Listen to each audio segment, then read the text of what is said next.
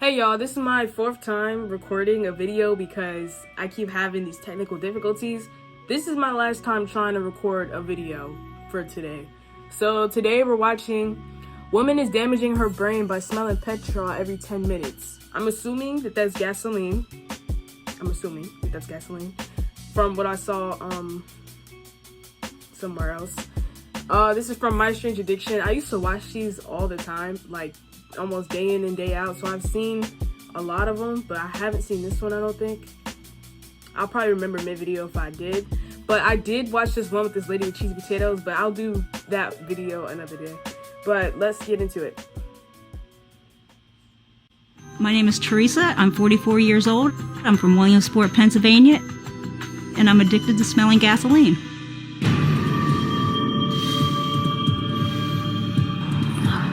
When I wake up in the morning, the first thing I do is I roll over, sit up, and smell my gas bottle.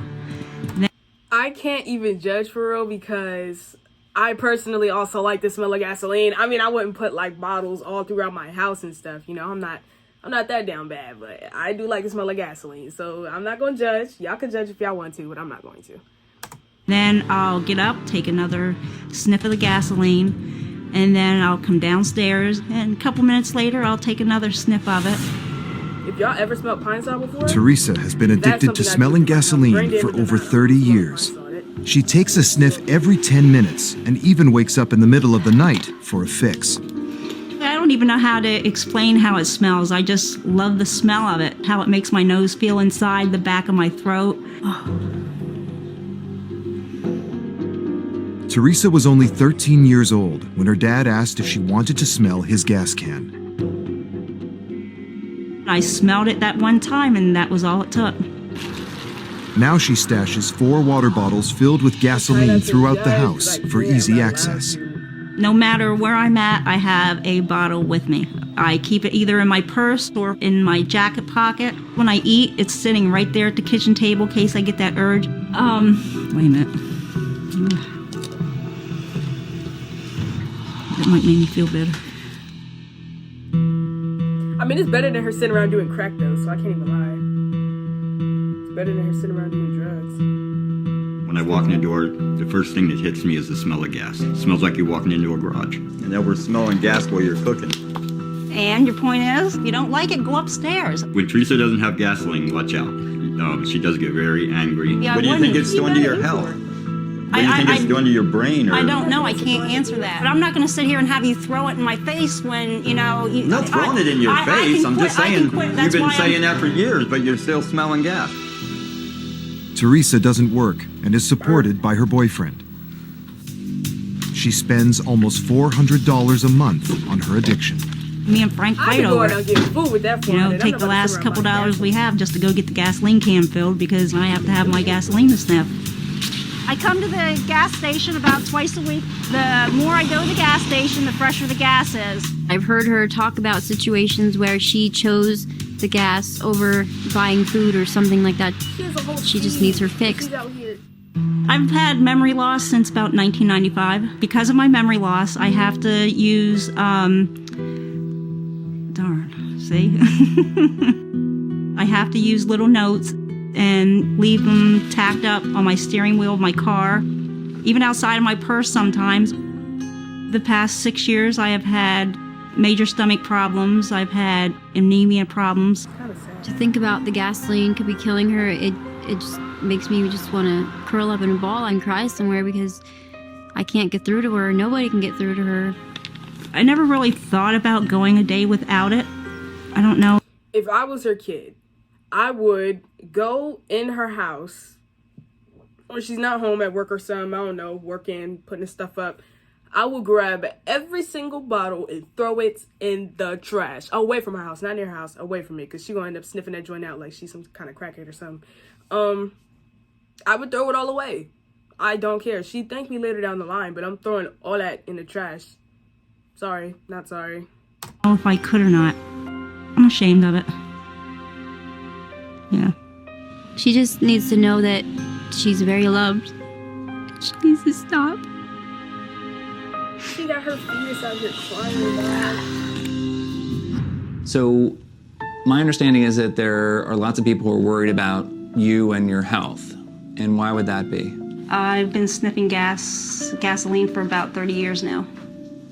For 30 years? 30 years. Every day? Every day. I've been having a lot of short-term memory loss. It started getting bad about 1995. I was getting lost when I drive. I'd misplace things. I'd let food cook on the oven, you know, just stupid stuff like that. You need to know from at least a medical standpoint that this is a very destructive thing. Gasoline destroys the covering to nerves and prevents the nerves from sending signals. Then not only do your organs attached to the nerves not work normally, but muscles also don't work normally. Okay. So it breaks down tissue just like a person is actually being burned by fire. And that's pretty much what's happening to you when you're sniffing gasoline. Wow. When you're sniffing the gas, it's not just, you know, in your nose and in your I don't want to keep pausing it, but if y'all had a loved one who continuously did something and you knew it was harming them, would you like forcefully help them or just be like, it's your life, I'm not going to help you? I mean, honestly, I'd probably be in between. It depends on how much I love them, you know? But, you know, just let me know. Throat. It goes through the tissue and eventually into the blood. You didn't know that? No. Mm-mm. Okay. Every time you're doing that, you're damaging every organ. Every single one. When the doctor said that it was affecting my whole body, I just couldn't believe it was doing that. So it was very overwhelming to hear him say that. My guess is that your organs, including your nervous system, are much more damaged than they should be for someone your age. Teresa won't live another 30 years of gas sniffing. Every time that she's sniffing, she might overdo it and then die. It's Russian roulette every time. Russian roulette. When people have lots of exposure to gasoline, it can cause damage to the nerves that are furthest away from the center part of the body. Mm-hmm. And one way we can find out if the nerve is working normally or if it's still intact, we can do a test which is called the EMG, which stands for electromyogram. So we're going to be sending a small shock through, and the goal of the shock is to tell us how long it's going to be before the information gets back. And we have standards that we can compare your nerves with those other standards and find out, is there damage to the outsides of the nerves? The shock itself is going to be no different than the shock that people get when they touch a doorknob. We're at 5. Doorknob shocks don't hurt. There. Okay, so here's a little zing. Ready? Well, mine. Okay, a little bit more. You doing okay over there? Mm-hmm. Okay, here comes the next shock. Okay, good. This nerve we're having trouble even finding. Here's the next pinch. And one last one. Okay, well, that's a surprising response. Good? It's a good, surprising response. The test shows that your nerve looks okay. Well, this is a great sense of relief for you, I can imagine. And at the same time, it's still doing damage. Right. She's been tremendously lucky.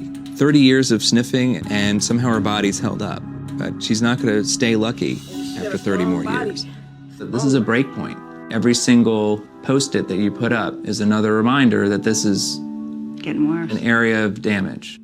So do you see a time that you're going to stop? No, this is not going to happen overnight. I know it's going to be a process to do, and it's going to be a long recovery. Just knowing the results of the test that you just did, I know there's hope left. That's awesome.